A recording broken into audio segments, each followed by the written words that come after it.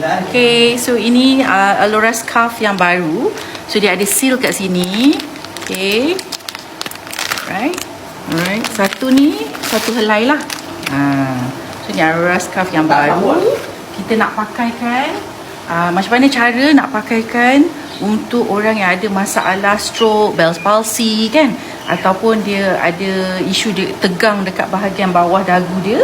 So Alora scarf ni dia ada dua bahagian. Satu yang ada dia straight, dan juga yang ini dia crumple sikit macam ni.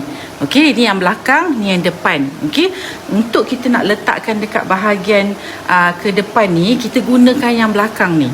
Okey, sebab dia lebih fleksibel. Kalau guna yang ni dia ketat. Okey, especially yang baru kan. Pastikan yang bahagian yang straight ni dekat bawah, crumple ke atas. Okey, so crumple ke atas, straight kat bawah. Okey, and then crumple ni kita bawakan naik ke atas macam ni. Tegak sayang. Macam ni.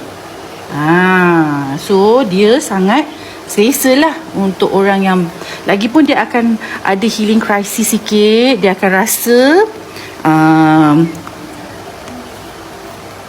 rasa permulaan tu tak selesa lah kan. Jadi kita kena pastikan dia lembut.